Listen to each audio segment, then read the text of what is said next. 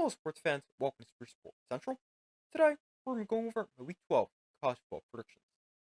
So last week, I had a record of 15-4, and that brings my record on the season to 164-34. Kicking things off this week with Ohio State against Northwestern at Wrigley Field. So Ohio State, they're one of the best teams in the country, and they don't face a decent Northwestern team that's 4-5. Ohio State, they're a great all-around team. They're scoring 38.6 points per game, which is 11th best in the country, and their defense ranks second, along just 10.7 points per game. For Northwestern, their offense is terrible, scoring just 19.2 points per game, but their defense is pretty good, allowing 21.9 points per game. But Ohio State, they're the much better team here, and they will dominate this game and win easily by a score of 38-6. Next game, we have Arkansas hosting Texas. So Arkansas upset Tennessee earlier this season, and they don't face the other UT as they play Texas. A big reason Arkansas upset Tennessee was their defense, but since that game against Tennessee, Arkansas has not been playing well defensively, as they've allowed at least 25 points in every game since.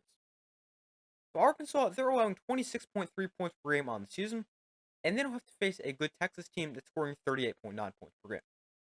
Offensively for Arkansas, they are pretty good, scoring 33 points a game, but they face a great Texas defense that's the fourth best scoring defense in the country, allowing just 12.1 points per game. So I think Texas wins this game pretty easily. Quinn Ewers in the offense has a big game against a bad defense, and Texas wins 37-13. Moving on, we have Utah at Colorado. So I think this could be an interesting game, as Colorado, they're a good team sitting at 7-2, and they play a Utah team who's 4-5, but almost beat BYU last week. But we have a great matchup between a really good Colorado offense against a great Utah defense. But Colorado, they're scoring 32.4 points per game, and they have a great passing offense, passing for 320 yards per game. But the Utah defense is very good, allowing just 17.1 points a game, and they're good against the pass, allowing 175 passing yards per game. Then on the flip side, Utah is not good offensively, scoring just 22.6 points per game, and Colorado, they're a pretty good defensive team, allowing 22.6 points a game. But I have Colorado getting the win here. I think Utah's defense will keep this game close for a while, before Colorado pulls away late, and Colorado wins by a score of 31-14. Up next, we have Clemson at Pitt. So this is an interesting game because both teams had great first halves of the season, but in the month of November, neither team has played that well. As Pitt, they've lost back-to-back games after their 7-0 start, and Clemson lost to Louisville before barely beating Virginia Tech. But this is a tough game to predict because these teams are pretty similar. Offensively, both teams are good, as Pitt is scoring 36.7 points a game, and Clemson is scoring 37.7 points a game. And then defensively, neither team is that great, as Pitt allowing 25 points a game, Clemson allowing 23 points a game. But it's tough to predict with how similar each team is, but I'm going to take Clemson to get the win. I think they're the better overall team, and I have them winning by a score of 28-23, but this game can definitely go either way. Up next, we have Tulane at Navy. So this is going to be a good game, and this is a huge game for the AAC. Because Army is leading the conference, and they're looking like a walk to make the conference championship, and it's very likely that they'll end up playing the winner of this game. But Navy, they're 5-1 in conference play, and Tulane is 6-0. But both these teams are very good, and I think we're going to see a great game. Navy is scoring 35.7 points per game and rushing for 259 yards per game. But they don't face a good Tulane defense that's allowing just 18.7 points a game and good stopping the run, allowing just 114 rushing yards per game. On the other side, Tulane also has a great offense, scoring 41 points a game, and they also have a great run game, rushing for 227 yards per game. The Navy is solid defensively, allowing 22.2 points per game and 156 yards per game on the ground. But this is a game that could go either way. Navy is home, but I'm going to take Tulane to get the win. I think their offense is a little bit better, their defense is slightly better, and they'll be able to slow down the Navy run game. And I've got Tulane getting a big win by a score of 27-24. Moving on, we have Alabama hosting Mercer. So this is a game that should not be close.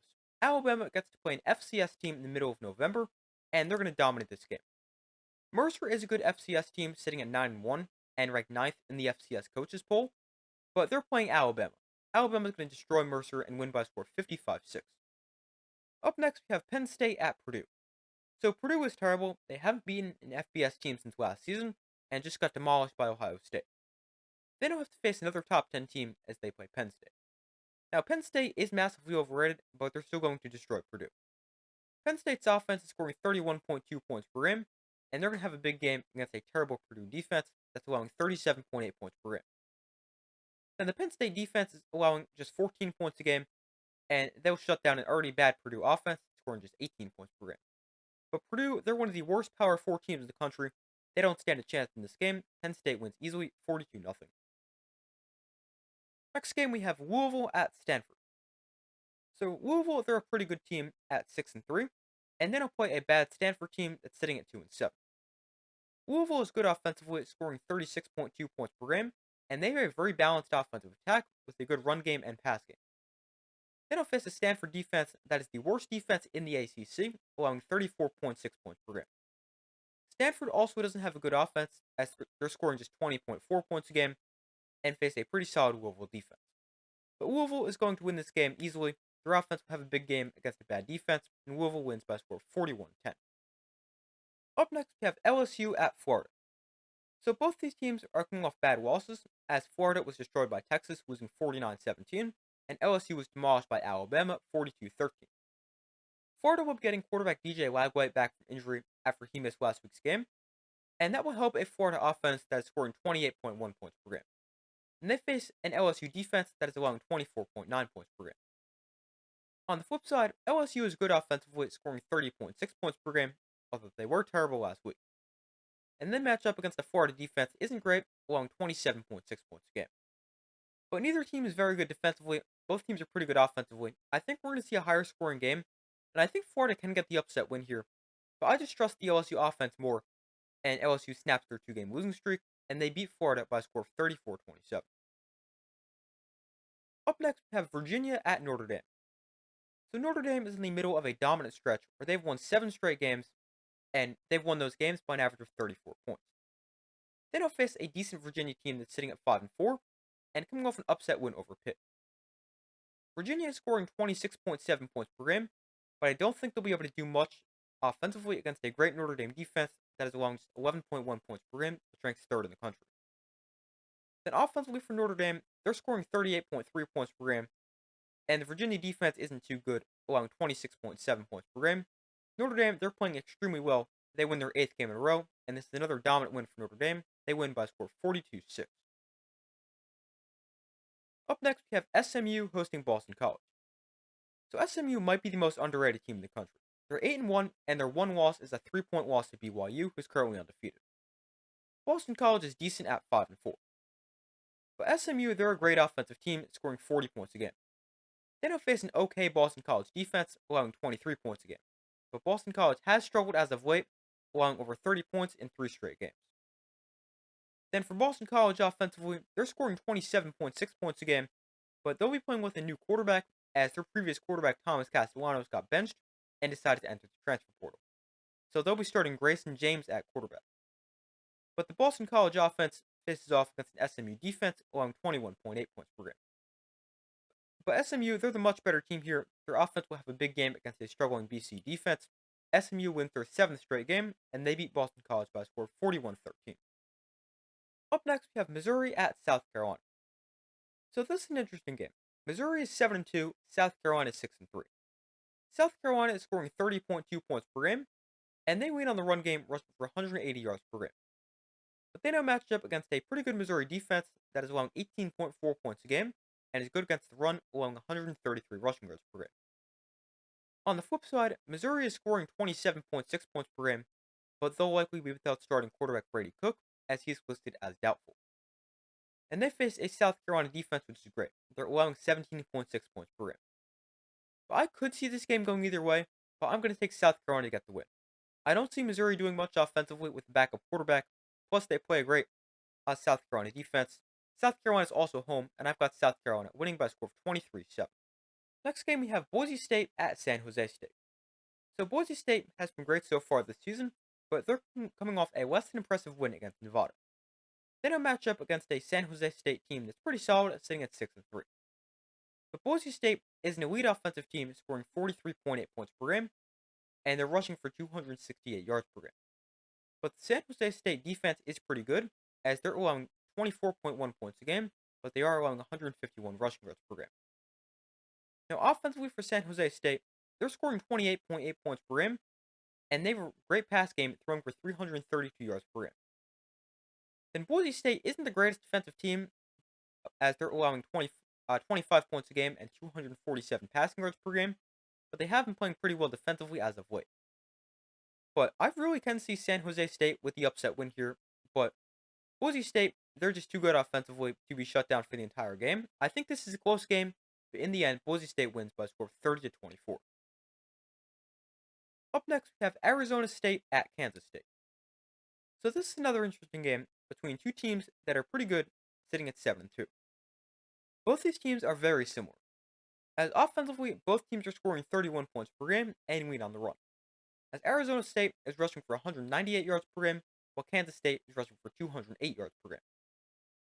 Then defensively, Kansas State is allowing 21.7 points per game and 99 rushing yards per game, while Arizona State is allowing 23.8 points per game and 118 rushing yards per game. But both these teams are built on their run game and defense. I could see this game going either way. I think this game is going to be a very tight game, and I think it's going to come down to whoever can stop the run. Kansas State is going to be that team that can stop the run. They have the better run defense, plus they're home, and I've got Kansas State by a score of 23-21. Next game, we have Oregon at Wisconsin. So Oregon is 10-0, and they're one of 4 undefeated teams in the country, but they don't have to go to Wisconsin, which is never easy. Wisconsin is 5-4, but they are coming off back-to-back losses. Oregon, they're a great team offensively, scoring 35.7 points per game, but Wisconsin, they're allowing just 21 points per game, and they're also very good against the pass, allowing 158 passing yards per game. Then offensively for Wisconsin, it's nothing too impressive. They're scoring 25.1 points a game and rushing for 176 yards per game, but they face a great Oregon defense that is allowing 16 points per game and just 117 rushing yards per game. But Oregon, they're going to win this game. They're the much better team. Their offense will play well even against a tough defense, and Oregon wins by a score of 34-17. Moving on, we have Tennessee at Georgia. So we will have a live watch party for this game, and that will start at about 7:30 Eastern Time, so I hope to see you guys there. But this is a huge game, as Georgia, they're coming off a loss to Ole Miss, and they were not good in that game, losing 28-10. That was Georgia's second loss of the season, meaning a loss here could potentially eliminate them from playoff contention.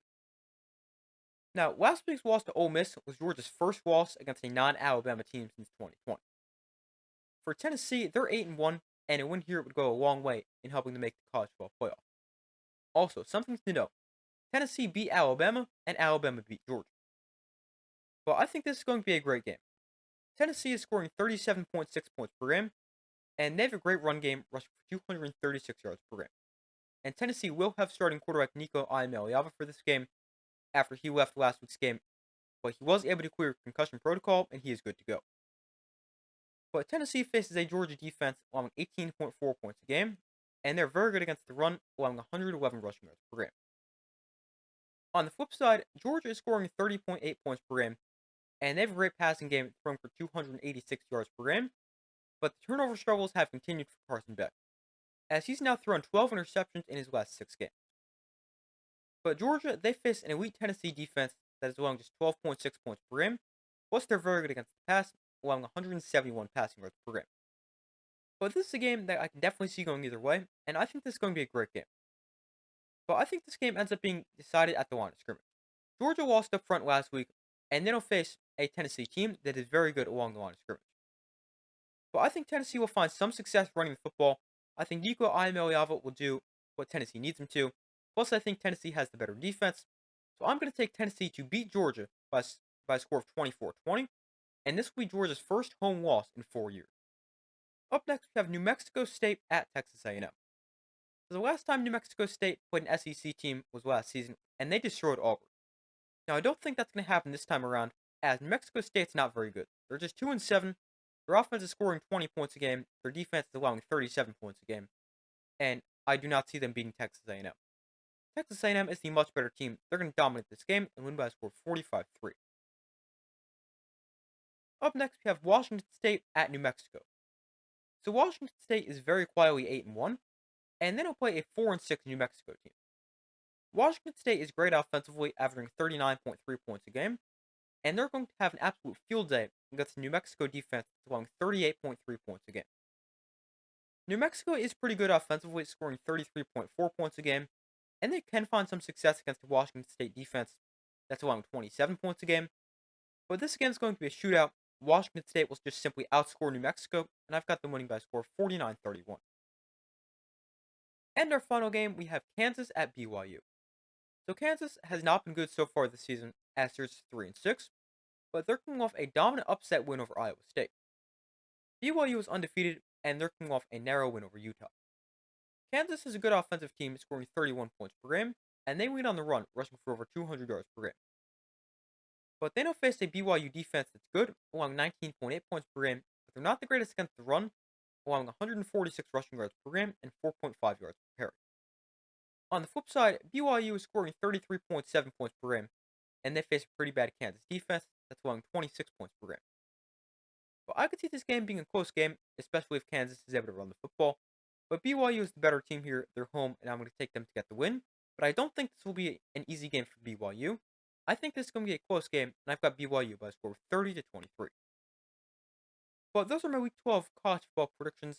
Thank you guys for watching. Be sure to like this video, subscribe, turn notifications so you don't miss any other upcoming videos. I do my best to post as often as possible. Be sure to check out the community tab of my channel, where you guys can vote on who you think will win some of this week's big games. But thank you guys for watching. Be sure to like this video, subscribe, turn notifications so I do my best to post as often as possible, and I will see you in the next video.